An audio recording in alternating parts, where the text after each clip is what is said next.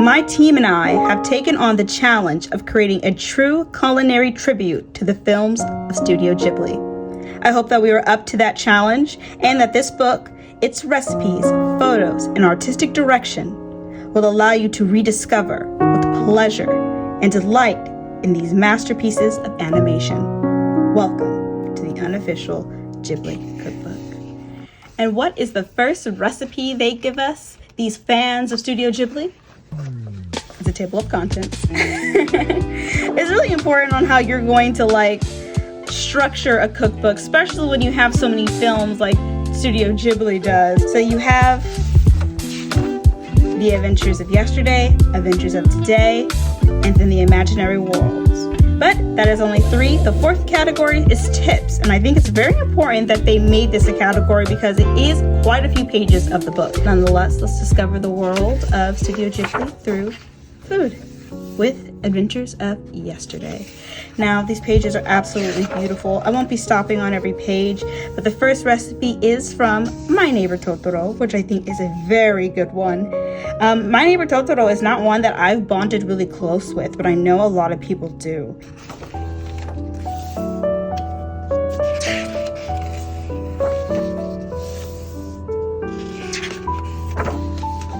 Each page is very stunning. Do people remember Pokoroso? I always feel like people don't mention it as much as other Studio Ghibli. Do you guys remember Pokoroso? This is one of my favorite pages. Absolutely beautiful and stunning. They did so well to capture being in the sky, being in the air, being a pilot. It's so beautiful. I adore Pokoroso, and this one dish, this one beautiful one. Page, I just think is really great. And this recipe is this full page. The recipes in this I thought were very interesting. When the Wind Rises, this looks so good. I have yet to create any of these recipes. This will be one of the first ones that I make, even though it does take a long time to make. It's a 5-hour resting time, but still they're quite beautiful. The Wind Rises was such a sad story, but you can't just deny freaking Studio Ghibli really knows how to paint a painting of just, I want to say not reckless ambition, but this kind of calm and streamlined existence. I feel like it always is trying to go towards a utopia or a utopian state, trying to always balance itself out in that way. At least that's what it feels like to me. Poko. I love a burger. I know Japanese burgers are very different, but I love a burger. I'll take a Japanese burger too. Beautiful images. Gorgeous. From up on Puppy Hill. So gorgeous. The recipes, we're going into the adventures of today. Shabu shabu, not a hot pot. Gorgeous. The people who were in charge of the artistic direction, I'm going to put them on the screen there so you can find their other works and other cookbooks. It's very fun when that can happen. Very beautiful. So this is the next page. Gyozas. Very gorgeous. Did you guys like the earwig and the witch? This is cherry cookies and cupcakes. Did you guys like the 3D animation Studio Ghibli did? I know a lot of people did not favor it, but I'm always for ambition and innovation and doing something different because you never know what will pop out. Sometimes it's trash and sometimes it's unique, I love me a shepherd's pie. Best shepherd's pie I ever had was an ex's mom made it. Oh, I think about that shepherd's pie, I tell you. Whisper of the Heart. Whisper of the Heart is such an interesting Studio Ghibli movie, only because the people who really resonate with it feel like it's so odd because they're like, I would have lived with the cat. I would have stayed a cat forever. And I'm cannot relate. The imaginary world. We're about to enter such a beautiful part of the cookbook. starting off with Howls Moving Castle. This is a popular recipe people showcase in any Studio Ghibli cookbook, and there are a lot out there. They are on the screen now. So beautiful. You know, when I first saw this page, I saw this image, which is what Hal kind of burns off the table, of people who get tattoos of this. And I was thinking about, would I get a tattoo of that? And I'm not gonna say no. It'll be a while before I get a tattoo. I do wonder what kind of this thick bacon they're getting, because when I'm at the store, I ain't getting no thick bacon like this. Ponyo. The sandwiches look good. I'm not even a sandwich girl. Shio ramen. Ponyo. I love Ponyo, even though it also made me very uncomfortable at the same time. I couldn't tell you why. I think it's water. I think you either like relate to water or think water is so dangerous. So, like, as in like a power source, water is so dangerous. So I'm just like, it looks like drowning. Kikki's delivery service, Adam's pie. You guys remember this? There's a big fan. Like, people will buy stuff with Kikki delivery service on it. Look at it. Beautiful, so gorgeous. From Kikki's delivery service when she made that pie for her. I want to say it was her granddaughter.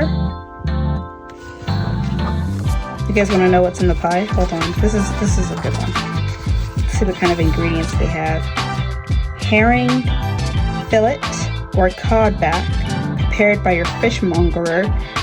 Comment your fishmongerer down below. Prepared pumpkin or kabocha, 2 short crust pastry sheets of 7 ounces, butter for the mold. So it's fish and pumpkin? A few sprigs of tarragon. This is for the sauce that goes in it. Vegetable oil or butter, some salt, milk or dashi. Use dashi. Grated nutmeg. Egg yolk. You know, I remember feeling like that little girl was so ungrateful, but I'm gonna be honest with you. I'm like thinking pumpkin and fish with this weird tarragon butter sauce,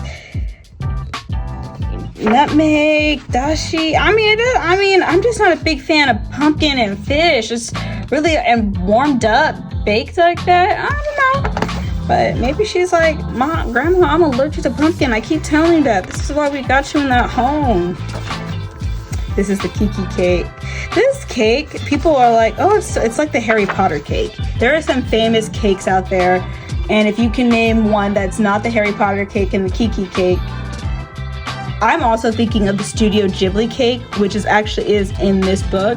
When No Face ends up eating some of that cake always looks so good. It's like, is that sponge cake? No Face, tell me what it tastes like. I know you've eaten good food before. An interesting take on the Unofficial Cookbook is that they designed recipes that are like in the world of Studio Ghibli, which is fine. So it's nice that you can eat the cake that's in Kikki's delivery service. But I think a more interesting take is making recipes that are just inspired by the show. So, because we've already seen, these movies over and over again, at least a lot of us have, that instead of getting us exact recipe, and, could be two cookbooks, an exact recipe of things that are happening in the show, a different world, another perspective can open up, and then you do original recipes instead of ones from the show. But hey, let's start off with ones that are actually in the show.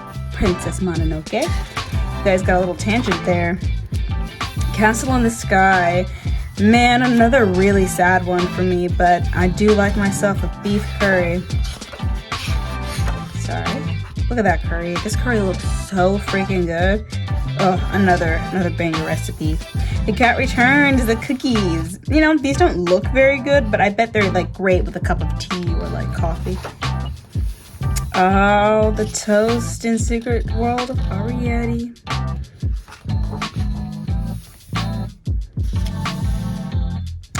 Look at this, like, I need more than this. Actually, never mind. Do I get the soup too? You're gonna show me how to make the soup? No, you are not. Fine. Ariete has some bangers. Valley of the Winds used to be my favorite one, Nausicaa.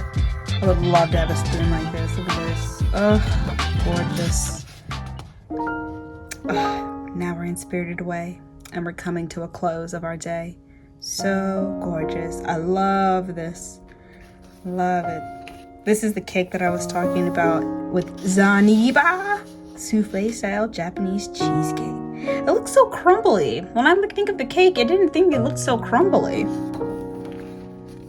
And this is the cursed quail. So this is the, red piece of meat that he just takes a huge bite out of. Oh yeah.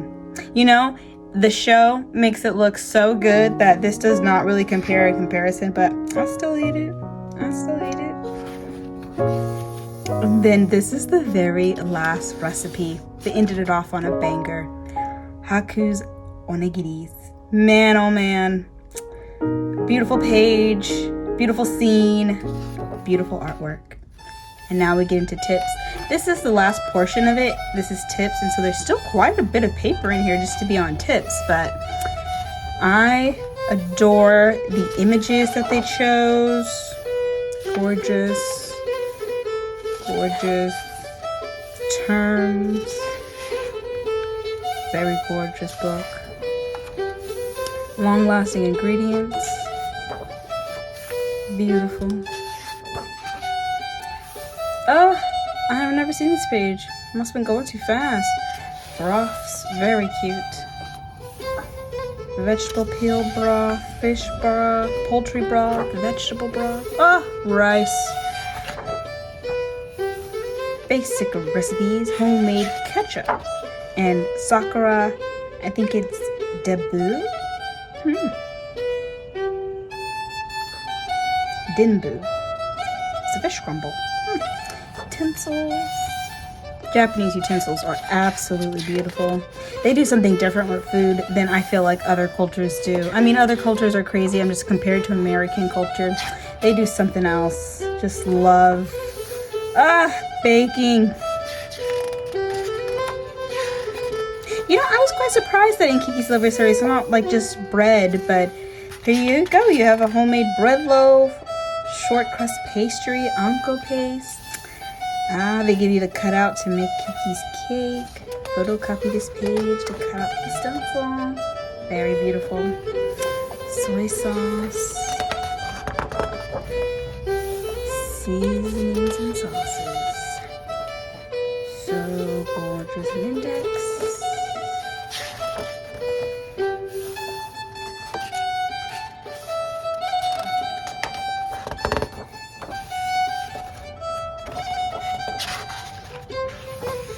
Acknowledgements. They leave us with this. A final and big thank you to my dear community, readers, viewers, fans of the first hour, or spectators of the shadow. Thank you.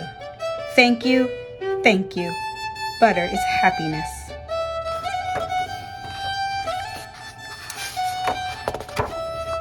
Seems like it was made by French people. Very pretty book. One of the things I also wanted to showcase about this book is that they decided to make it to be more like a picture book, so it's very much longer than all my other cookbooks. Let me go grab. None of my cookbooks are out right now. Well, I hope you enjoyed our flip through, and I hope you decide to pick up the Unofficial Ghibli Cookbook, maybe just to be a picture book and look at, or maybe to make a recipe or two. I certainly will. Well, I'll catch you in the next one. So long, Hotman.